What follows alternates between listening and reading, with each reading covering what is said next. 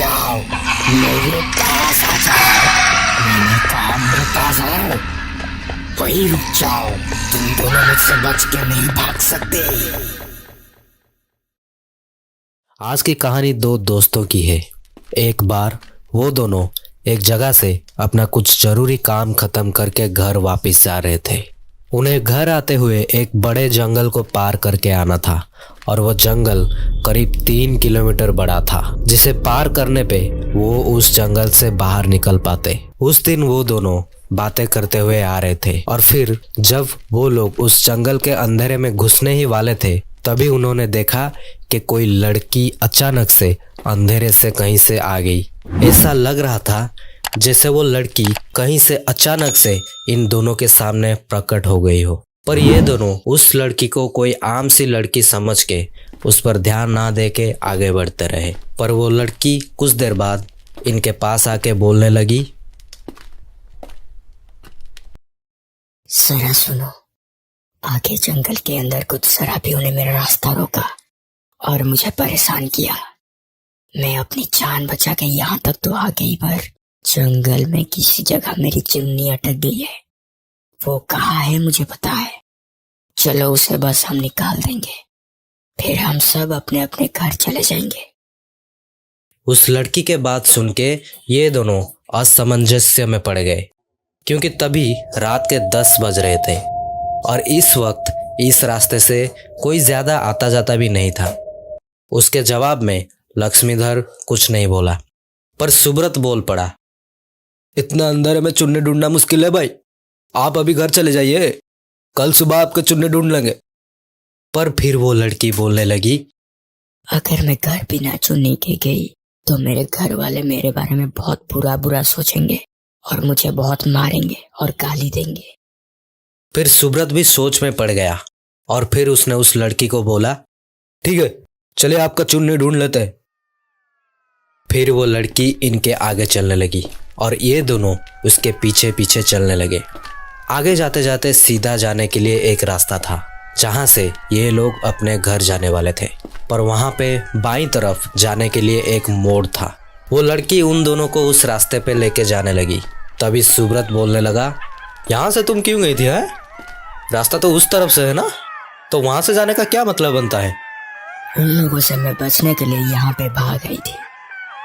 हाँ ठीक है, जो भी है, वैसे भी बहुत ज़्यादा देर हो गई है, इसका काम जल्द से जल्द ख़त्म करके घर जल्दी से जाना है।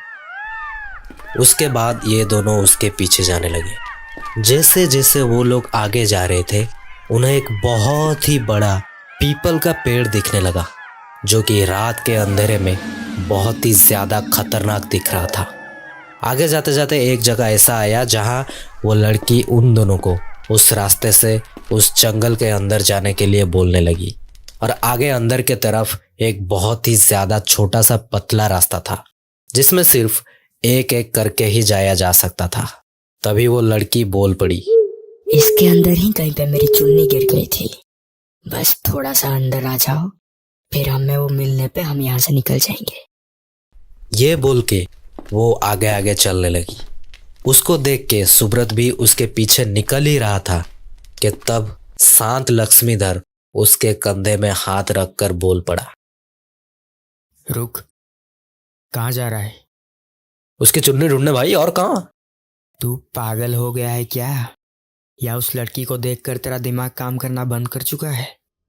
तू सोच, जिस जगह पर रात को लड़के झुंड बनाकर भी जाने को डरते हैं, वहाँ एक लड़की का होना कैसे मुमकिन हो सकता है? और अगर हुई भी तो उसके हिसाब से तो लड़कों ने दारू पी के उसको छेड़ा था ना, और उसकी चुन्नी यहाँ पे कहीं पे आके गिर गया था, जहाँ इंसान तो क्या खुद जानवर तक आने को डरते हैं। और अगर इतनी खतरनाक जगह पे आके गिर भी गई तो उसे अभी उस चुन्नी को निकालने की क्या जरूरत है? वो कल सुबह भी तो निकाल सकती है। ज्यादा से ज्यादा उसके घर वाले क्या कर लेते हैं? और जब वो हमसे बात कर रही थी तो तुझे ऐसा लग रहा था क्या जैसे उसके साथ कुछ बुरा हुआ हो? उसकी आवाज कितनी शांत, और उसके आने पर आसपास की ऑरा कितना भयंकर और मनहूस हो गया है। उसके आसपास कितना घुटन सा महसूस हो रहा है, इसमें तूने ध्यान नहीं दिया? और सबसे डराने वाली बात, वो हमें सामने उस डरावने से दिखने वाले पीपल के पेड़ के तरफ लेके क्यों जा रही है? बात तो तू सही कह रहा है, पर अगर वो असली वाली लड़की हुई तो? नहीं है भाई, वो कोई असली वाली लड़की। देख भाई, मैं एक ब्राह्मण हूँ, मुझे बचपन से इन सब के बारे में बता दिया जाता है और हमें इन रूहों का एहसास खुद ब खुद ही हो जाता है, जो कि मुझे इसके आने से ही हो गया है। तुझे नहीं पता है भाई, मुझे पता है इन सब चीज़ों के बारे में। भाई मुझे बहुत डर लग रहा है यार। तो तेरे ये सब बोलने से पहले तक तो मुझे कुछ अजीब लग रहा था, पर डर नहीं लग रहा था। पर अब मुझे बहुत डर लग रहा है यार, क्या करें अभी? एक काम करते हैं, आगे हम नहीं जाएंगे, यहाँ खड़े होके देखते हैं वो क्या करती है। तू यहाँ पे मेरे साथ सुसु करने की नाटक कर, हमें बस एक मौका चाहिए। उसके बाद पीछे बिल्कुल भी मुड़ के मत देखना। जो कोई भी बुलाए, वो जो भी कर ले, आंख बंद करके जितनी जोर से हो सके उतनी जोर से घर के तरफ भागना है, समझा? ठीक है। कुछ वक्त बीत गया, पर वहां से कोई आवाज नहीं आया।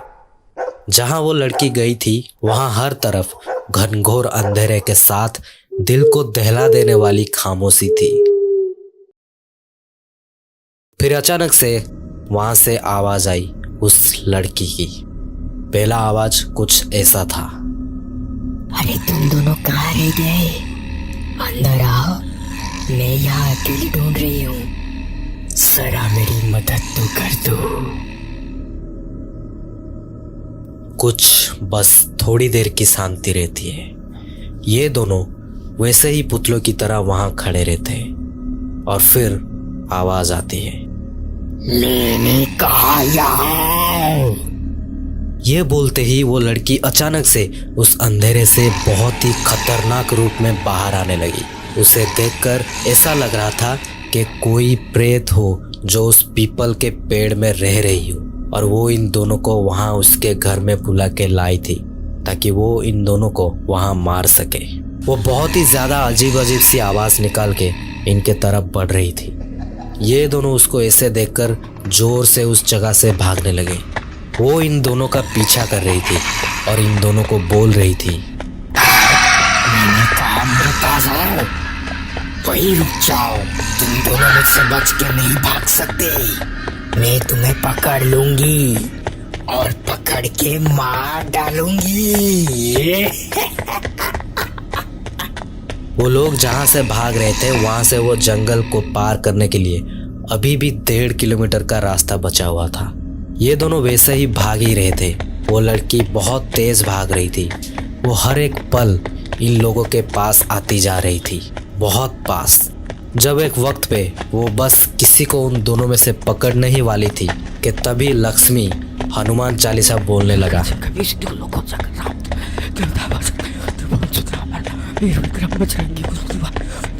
और फिर धीरे धीरे अचानक से उसकी आवाज कम होने लगता है। ये दोनों बहुत ही ज्यादा थक गए थे। थक के ये दोनों बहुत हाँफ रहे थे, पर फिर भी लगातार ये दोनों भागे जा रहे थे और धीरे धीरे वो रास्ता भी खत्म हो गया था और इन दोनों को दुकानों में लगे लाइट्स दिखाई देने लगे थे। ये दोनों एक आखिरी बार बहुत ही ज्यादा तेजी से भागते हैं और जितना भी जान बची थी इनमें वो सब लगा के उस दुकान के पास एक पेड़ था जहां पर ये लोग अपने दोस्तों के साथ अक्सर बैठा करते थे। वहां जाके पहुंच जाते हैं और वहां बैठ जाते हैं। ये लोग ऐसे बैठ के बात कर ही रहे थे कि तभी इन दोनों का एक दोस्त वहां पर आता है। अरे तुम दोनों यहाँ इस हालत में? क्या हुआ तुम दोनों को? ऐसे इतने बड़े बड़े हाके ढाप रहे हो, क्या बात है? उसके बात सुन के सुब्रत जो भी सब हुआ था वो सब उसको बताता है।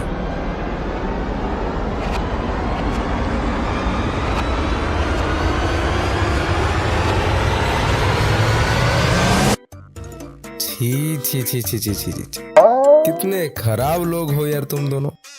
ऐसे रात में उस बेचारी को अकेले छोड़ के आ गए। वो अभी कैसे ढूंढेगी अपनी चुन्नी? कितनी परेशान हो रही होगी यारो। तुम दोनों से ना इंसानियत उठ गई है भाई। एक लड़की को मदद चाहिए था और तुम दोनों इसे पीठ दिखाकर भाग गए। अरे हम नहीं तो तू ही सही। जा भाई जा, दिखा दे उसको इंसानियत, वो अब भी वही होगी, तेरे जैसे किसी इंसान की इंसानियत की भूखी। जा जा भाई जा, उस बेचारी लड़की की मदद कर देना। हमसे तो उसकी मदद नहीं हो पाया दोस्त, तू जाके मदद कर दे उसकी। अरे अरे नहीं नहीं नहीं, अभी तो बहुत बहुत रात हो गया है और वैसे भी मम्मी ने मुझे मैगी लेने के लिए भेजा है। बाद में मिलते हैं, बाय। साला हवेबाज कहीं का।